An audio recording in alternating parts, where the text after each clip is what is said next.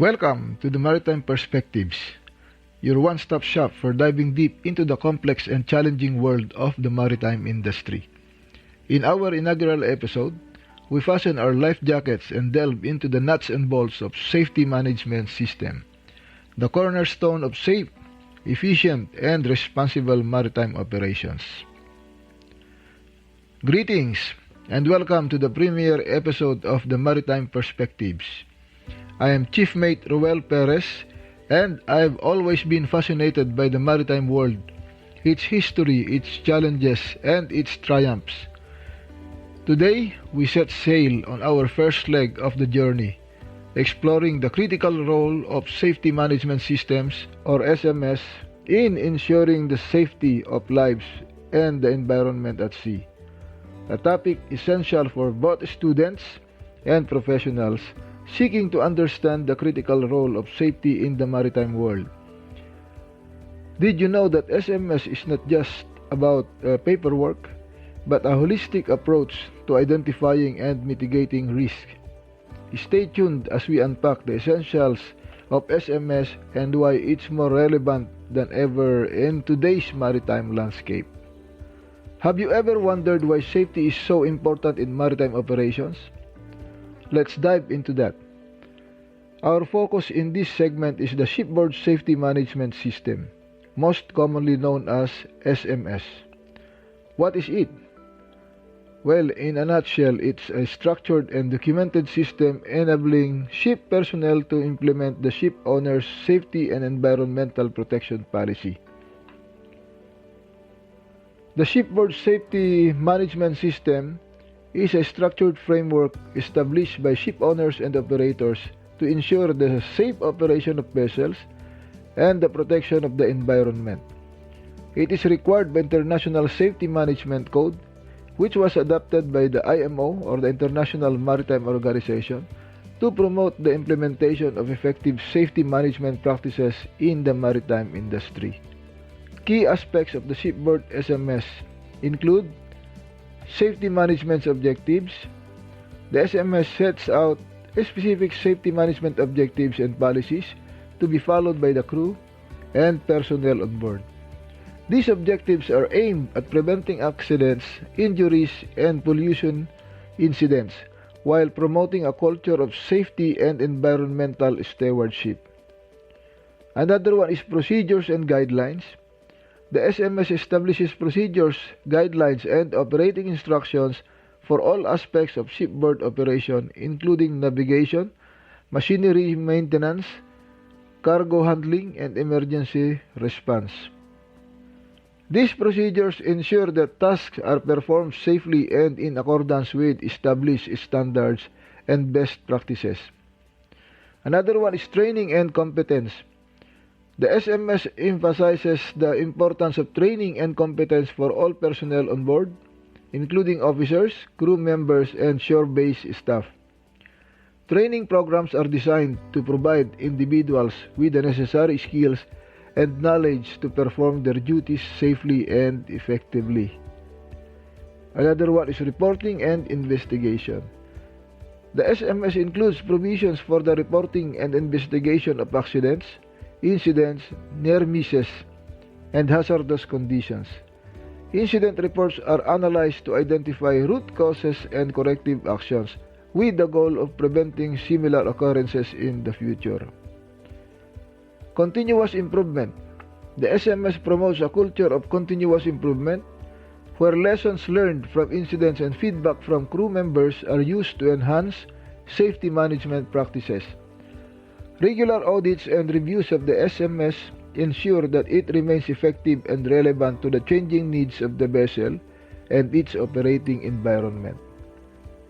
The Safety and Environmental Policy, which forms an integral part of the SMS, outlines the ship owner's commitment to safety, pollution prevention, and compliance with applicable laws and regulations. This policy is derived from various sources, including international conventions, national regulations, industry guidelines, and the ship owner's own corporate values and commitments. An example of a safety and environmental policy is the safety of life on board, environmental protection, safe, reliable, and responsible ship operation, and pollution prevention.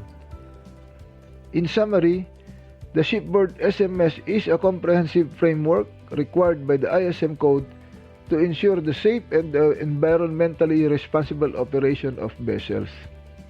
It is based on the principle of risk management, continuous improvement, and compliance with legal and regulatory requirements, with the safety and environmental policy serving as a guiding document for the ship owner's commitment to safety and environmental protection. It is like a guidebook for safety, offering a systematic approach to managing safety on board. You might be asking, why is SMS so vital? The answer is simple. Maritime operations are inherently risky, and the sea is an unforgiving environment. The smallest mistake can lead to catastrophic consequences, not just for the ship and its crew, but also for the environment. SMS provides the means to minimize this risk, helping to prevent accidents and environmental damage. The role of the SMS is multifaceted. It doesn't just set out to prevent accidents, it's also there to enhance safety culture on board, a culture where safety is everyone's responsibility from the captain to the newest recruit.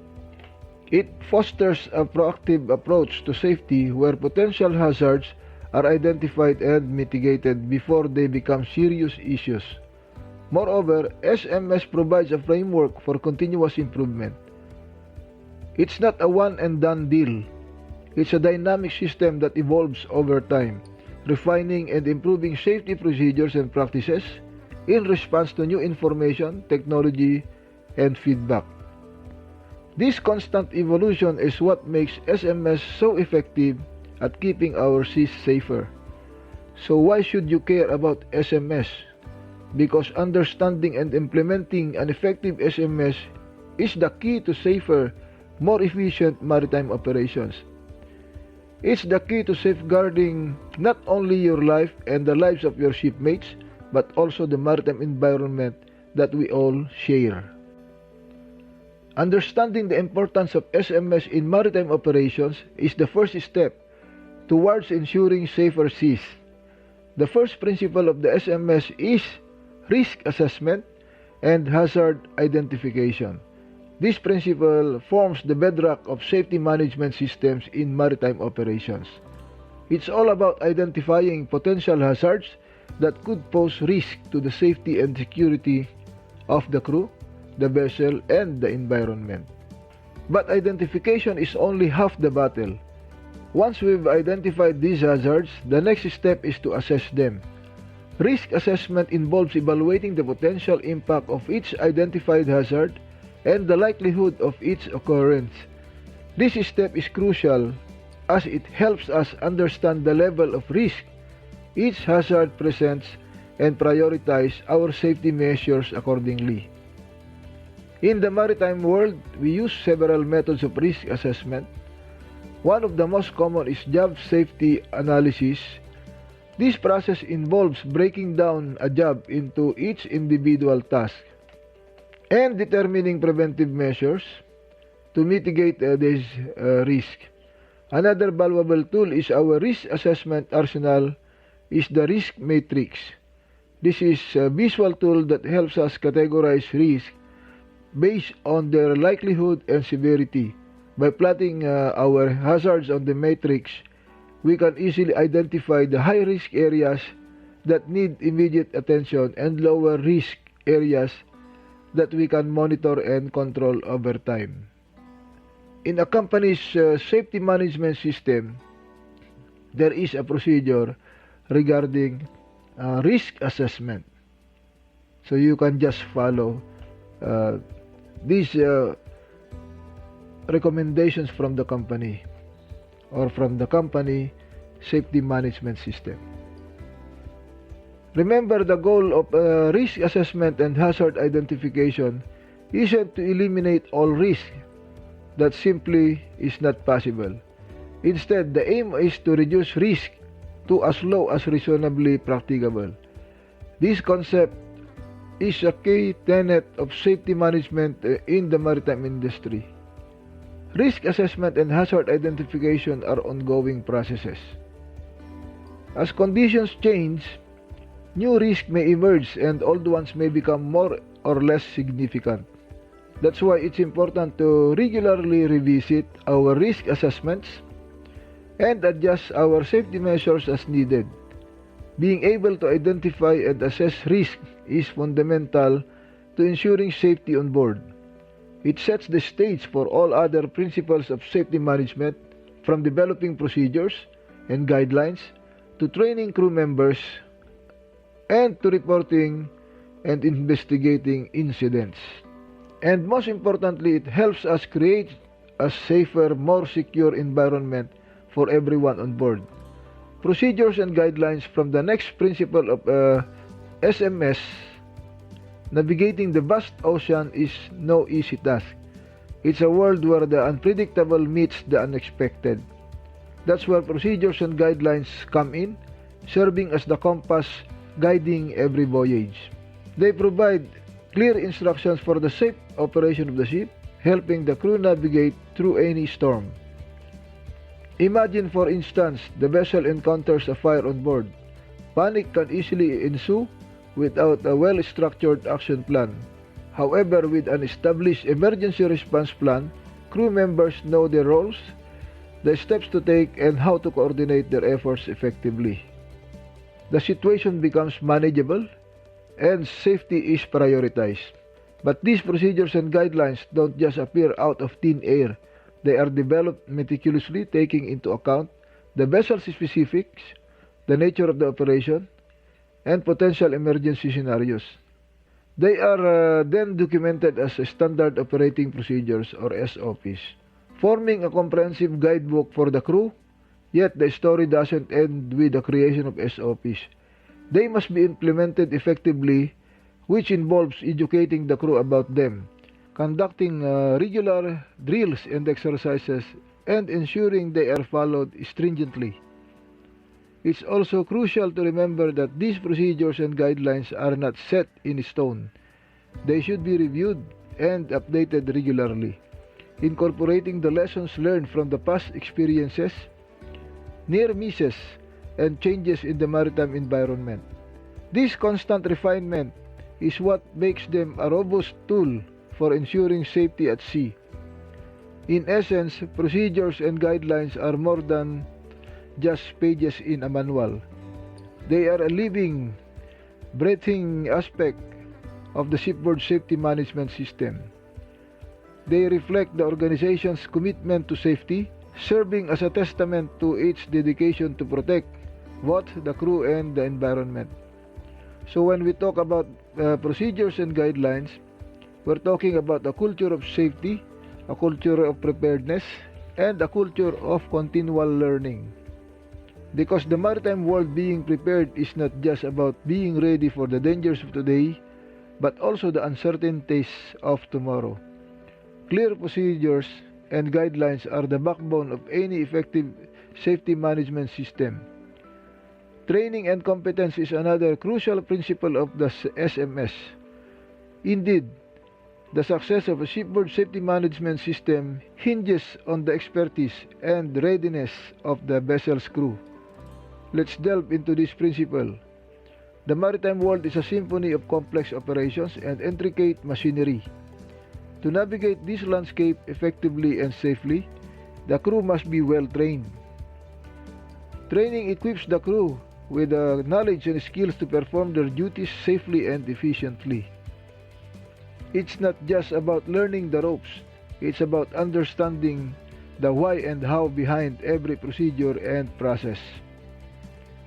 Moreover, training helps crew members understand and adhere to safety procedures and guidelines, boosting their confidence to handle emergencies and unexpected situations.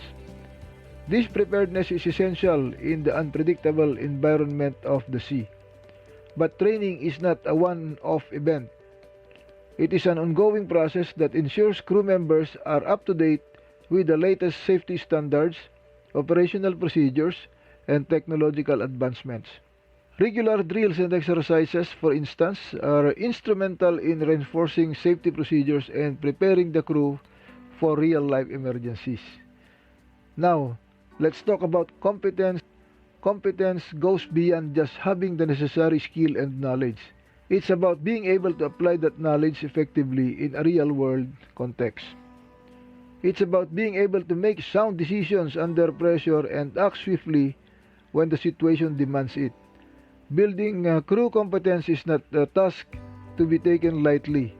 It involves rigorous training programs, assessments, and feedback mechanisms. It's about fostering a culture of continuous learning and environment. It's about equipping each crew member with tools to become safety champion in their own right. So you see, training and competence are the lifeblood of a shipboard safety management system. They are the pillars that support safe operations, prevent accidents, and ultimately protect lives and the environment. Remember this, the sea may be unforgiving, but a well-trained and competent crew is a ship's best defense against incidents at sea. Reporting and investigation form another key principle of SMS. In the maritime world, it's not just about preventing incidents but also learning from them when they do occur. That's where the principle of reporting and investigation comes into play. Incidents on board a vessel can range from minor mishaps to major catastrophes. Regardless of the scale, every incident offers a lesson. Reporting these incidents, no matter how minor, is critical for two reasons. First, it allows us to record and track safely. First, it allows us to record and track safety trends over time. Second, it provides invaluable data for further investigation. Near misses, those situations where an accident could have occurred but didn't, are equally important to report. They serve as early warning signs, helping us identify potential hazards before they escalate into serious incidents. Now let's talk about the investigation process. When an incident is reported, it triggers an investigation. The aim here isn't to point fingers or assign blame. Rather, it's to uncover the root cause of the incident. We delve into the why behind the incident, peeling back the layers of the situation. We look at the contributing factors such as equipment failure, human error, or procedural lapses. By doing so, we can identify what went wrong and why it went wrong. Once we understand the root cause, this could involve revising procedures, conducting additional training, or implementing new safety measures. Remember, the goal of reporting and investigating is not about finding fault. It's about learning from our mistakes and making necessary improvements. It's about creating a safer environment for everyone on board. The principle of reporting and investigation is like a safety net. It catches us when we fall, helping us learn and grow stronger from our missteps. It empowers us to transform our mistakes into opportunities for improvement. Effective reporting and thorough investigation are vital to preventing future incidents. The final principle of the SMS is continuous improvement. Just as the sea is ever-changing, so too should be our approach to safety. This is where the principle of continuous improvement comes into play. It's not enough to simply implement a safety management system and then rest on our laurels. No, we must be continually evaluating, refining, and improving upon our systems to ensure they remain effective and relevant. Continuous improvement is all about learning from our experiences, both good and bad, and using that knowledge to make things better. It's about striving for excellence, not just in our practices, but in our safety culture as well. Audits and inspections are one of the key ways. Regular audits allows us to take a step back and assess how well our safety management system is working. They provide us with an opportunity to identify any gaps or weaknesses and then take action to address them. Inspections, on the other hand, are more focused. They allow us to get a close-up look at specific areas or aspects of our operations. Remember, it's often the small things that can lead to big problems if left unchecked. But audits and inspections are just one part of the equation. Feedback mechanisms also play a critical role in continuous improvement. These can take many forms, from suggestion boxes and surveys to regular team meetings or one-on-one discussions. The goal is to create an environment where everyone feels comfortable sharing their ideas, concerns, and observations. Think of it as a two-way street. On one hand, we have the organization providing clear expectations and guidelines. On the other hand, we have the crew members who are on the front lines experiencing the realities of day-to-day operations. Their insights and feedback are invaluable in shaping and improving our safety management system. Remember, continuous improvement isn't a destination but a journey. It's about constantly striving to be better, to do better, and to create a safer, more positive working environment for all. Continuous improvement ensures that the SMS remains effective and relevant. Now that we know the principles, let's look at the components that make up effective SMS. A Shipboard Safety Management System, or SMS, is like a well-oiled machine.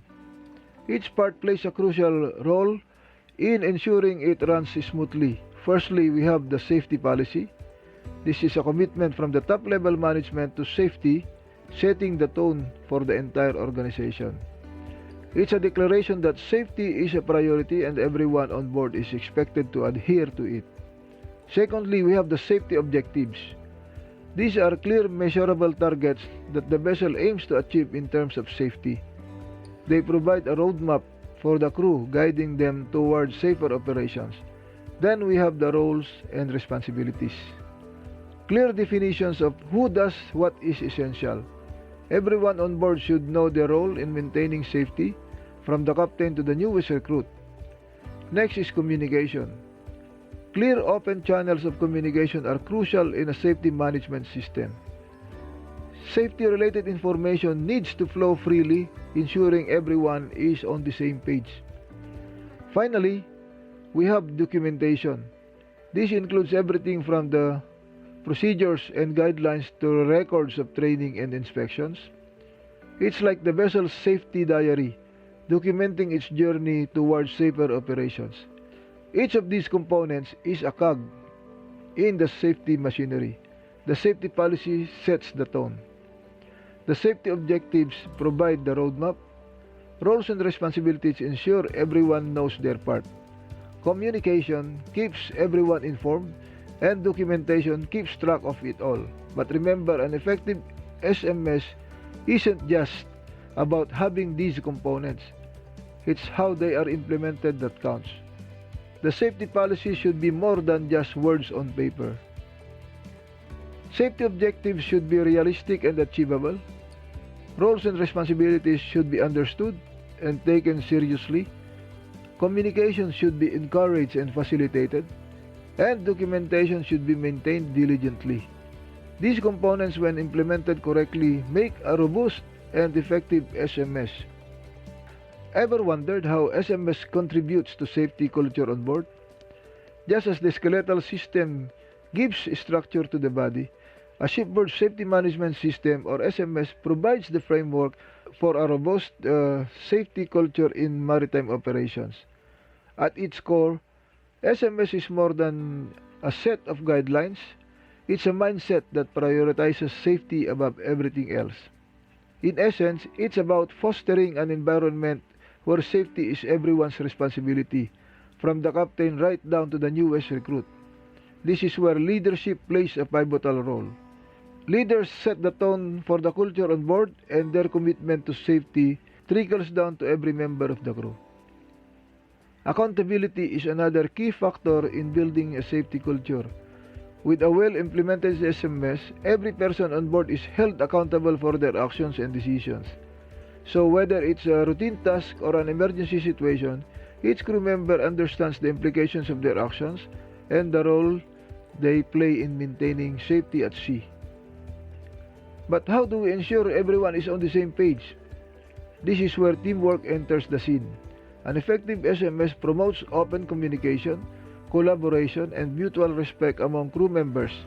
It paves the way for a culture where everyone feels comfortable, raising safety concerns, sharing ideas, and learning from each other. The beauty of an SMS is that it's not a static system. It's dynamic, adapting, and evolving based on feedback, incident reports, and continuous learning. This allows for a proactive approach to safety, where potential hazards are identified and mitigated before they can cause harm. So you see, SMS isn't just about compliance and regulations. It's about creating a culture where safety is woven into fabric of everyday operations. It's about making safety a habit, a way of life on board. It's about empowering every crew member to be a guardian of safety, ensuring not just their own well-being, but the safety of their fellow crew members and the environment. A strong SMS fosters a safety culture that permeates every level of an organization. So, what have we learned today? We started our journey into the world of Shipboard Safety Management Systems, or SMS, by defining what it is and why it's so crucial in maritime operations. We understood that an SMS is not just a set of rules on paper, but a dynamic system that enhances safety, prevents accidents, and protects the environment. Next, we delve into the heart of the SMS, the key principles that make it effective. We learned about the importance of identifying and assessing risk and hazards, using tools such as job safety analysis and risk matrices. We discovered the significance of clear procedures and guidelines for safe operation of the vessel, including emergency response plans and standard operating procedures. Our journey then took us to the realm of training and competence, emphasizing the need to equip crew members with the skills and knowledge to perform their duties safely. We also touched upon the importance of reporting incidents, near misses, and hazards, and using these reports to conduct thorough investigations to prevent future occurrences. We didn't stop there though. We talked about the concept of continuous improvement, the idea that an SMS is never static but always evolving, improving through audits, inspections, and feedback mechanisms. We then looked at the components that make an effective SMS. A clear safety policy defines safety objectives, outlined rules and responsibilities, effective communication, and proper documentation. Lastly, we explored the role of SMS in shaping a safety culture on board. We highlighted the importance of leadership, accountability, and teamwork in fostering a positive safety culture. We saw how an SMS promotes safety awareness, proactive hazard reporting, and continuous learning. With all these key points, we hope you're now equipped with a deeper understanding of SMS and ready to apply these principles in your maritime careers.